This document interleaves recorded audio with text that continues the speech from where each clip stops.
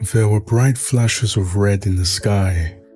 It's as if someone was waving around a flare light from space, faint but noticeable. We all made UFO jokes and laughed as we nailed our tents into the ground. I knew for sure that there were 5 of us. We have all been friends since early middle school and were celebrating our high school graduation with this getaway camping trip.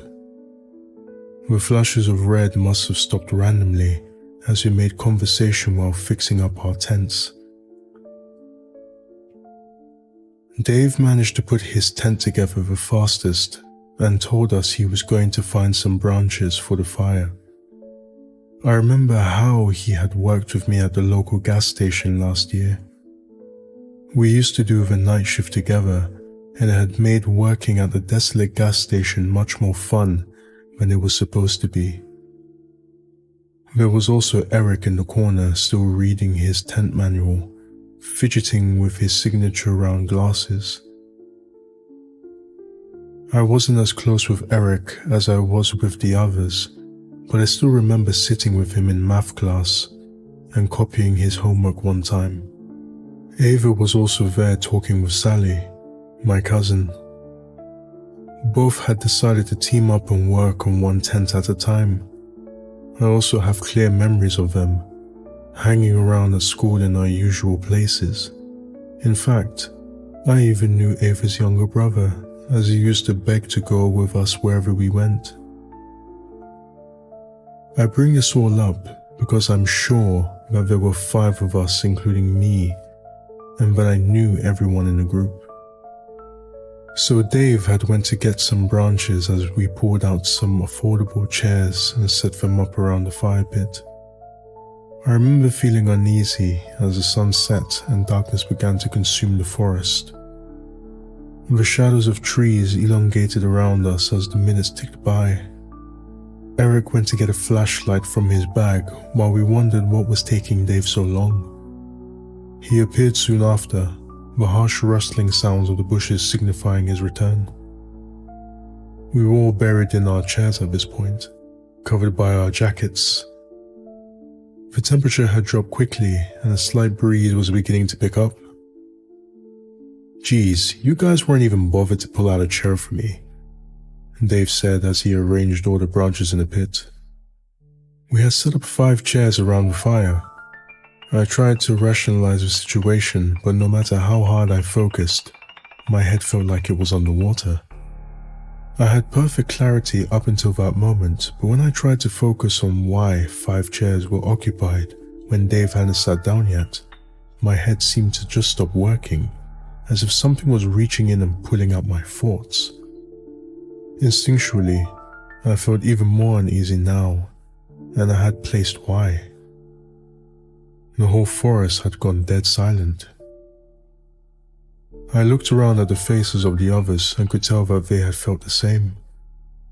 Eric was fidgeting with his fingers, trying to scan around the group and spot the extra person, but it was futile. I scanned every face, even etched in worry and frowning in frustration except for, "It's alright, I'll get the chair myself," Dave said, breaking the silence and somewhat alleviating the tension. I got up and offered to help him. He looked into my eyes and nodded knowingly. We headed away from the fire pit towards the tents, but I kept my eyes glued on our group. "How many people are here?" I whispered to Dave as he looked around and realized that we had indeed only packed 5 chairs. In fact, every person had brought with them their own chair. They were heavy to carry and we wouldn't bring any extra needlessly. "There's 5, right? I mean, there's 5 chairs?" Dave replied. His voice wavered as he spoke. "No, I just think maybe one of us forgot our chair," I said. My mind was struggling to address the issue head on and now sought to find rational excuses instead. I didn't quite feel in control of my thoughts. I felt like swimming in a dream, and if I tried to force myself to think about who was the 6th person was, my head would begin to throb. "Yeah, that sounds about right actually," Dave said, relaxing and heading back to the group. When we walked back to the fire pit and the circle of chairs, 2 chairs were empty, one for me and one for Dave. Everything was adding up now, even though we all agreed it wasn't before. Sally suggested we were all probably tired after the long hike to get here and probably just needed some sleep. She could have been right. We were all sleep deprived from waking up very early today to make it on time. Ava brought out the drinks. The whole 6-pack was emptied. We all moved closer to the crackling fire for warmth as we took sips from our cans and reminisced on memories of last year. Ava was in the middle of telling us about that one time she was home alone with weird things happening in her house when I got these sudden chills despite the pleasant warmth of the fire. What felt cozy and safe moments ago felt wrong now, all because I realized that there was a crucial detail I missed. "Who started the fire?" I asked, completely interrupting Ava in the middle of her story and breaking everyone else's immersion. Everyone looked momentarily annoyed until they realized they had no answer. Once again, I scanned the faces staring back at me, all barely illuminated by the light from the fire, all familiar and pale from fear. "Wasn't it you, Dave?" Eric asked. Dave shook his head. "I think the person standing behind Jenny did it," Sally said, looking over at me. I whipped my head around so quickly it hurt. My heart was pounding in my ears. There was nothing behind me except for the encompassing darkness of the woods. Staring at all those tall, dark trees behind me made me feel exposed.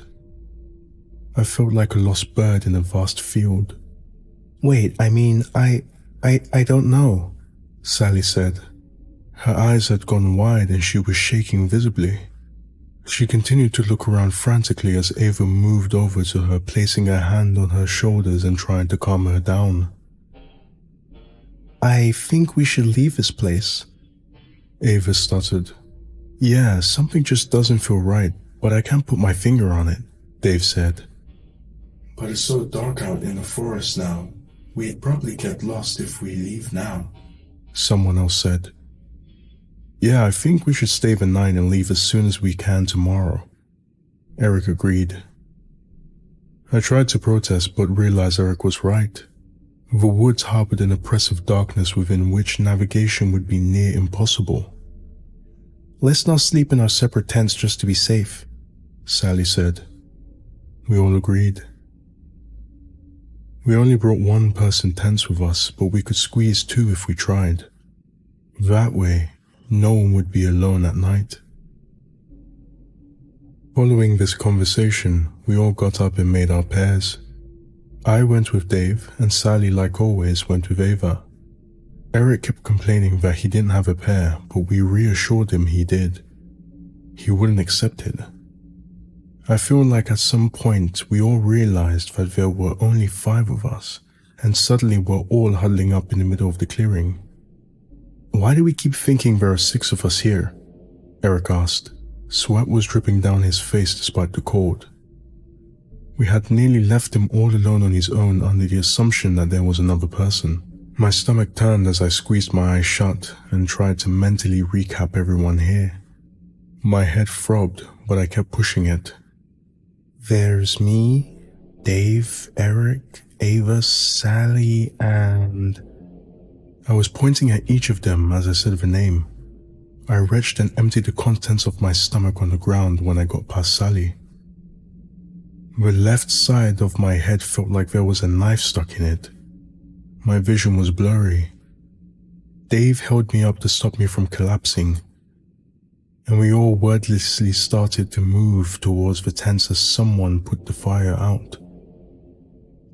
Dave helped me into a tent while the 4 outside discussed what to do. I could only focus on snippets of the conversation as the excruciating pain beating against my skull came and went in waves. Sally had the brilliant idea of rearranging 3 tents together so that their openings faced together at right angles in a sort of U shape, so we could sleep as close as possible and also limit the entrance to our tents. Dave was about to go to help as we worked outside, but I clutched his hand and asked him to stay with me. The tents took some time to arrange. I started to feel a bit better once everyone got settled into their tents. A quick head count confirmed there were 5 of us. Eric would have to sleep in his tent alone, but he was more comfortable with it since all the tents were very close now. Looking back now, I think he was just trying to put on a brave face for us.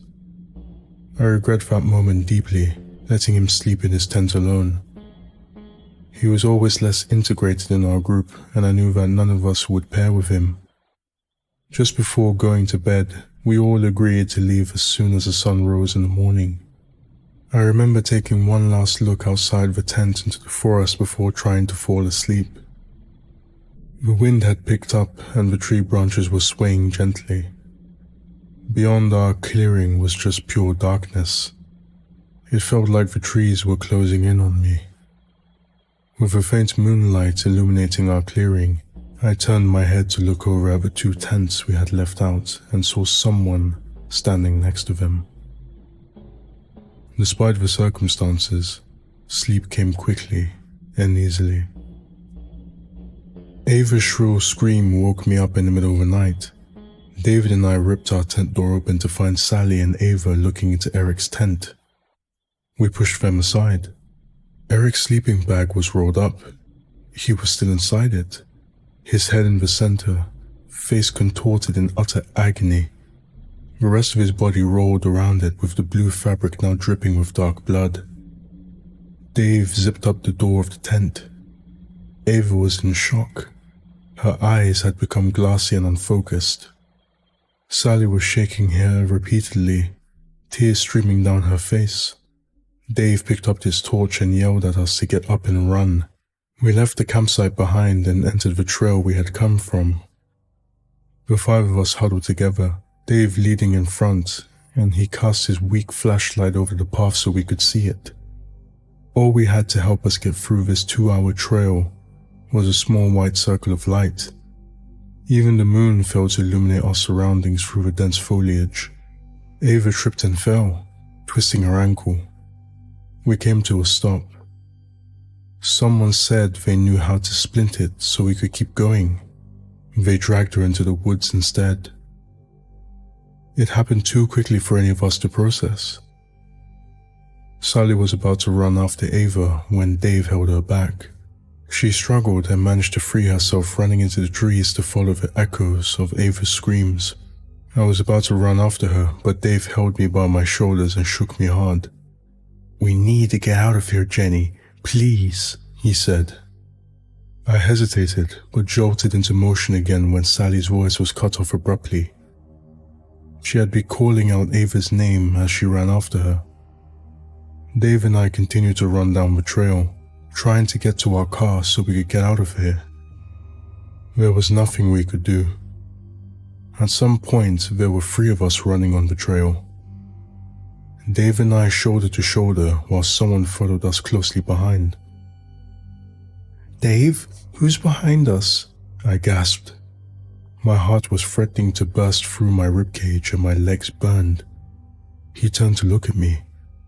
Confusion transformed into fear in his face, and then into rage. "You keep running," he told me as he produced a pocket knife from his pants. He handed me the car keys, which I nearly dropped. Then he turned around suddenly and jumped at whoever was behind us. I continued to run in fear as the sounds of a struggle grew behind me. I tripped and tumbled through the trail for what felt like hours. I didn't allow myself to stop. I almost cried when the trail ended and I walked out into a familiar car park. Not wasting a second, I ran to the car and started it up, accelerating out of that forest and onto the highway within mere seconds. I'm typing this post out at a rest stop. My phone has finally regained service and I've called 911 to try and explain the situation. I don't think they believe my version of events, but they send a car my way regardless. As I wait, the sun is finally starting to rise. After I hit the post button on this, I'm going to check why the person in my back seat has been so silent the whole time.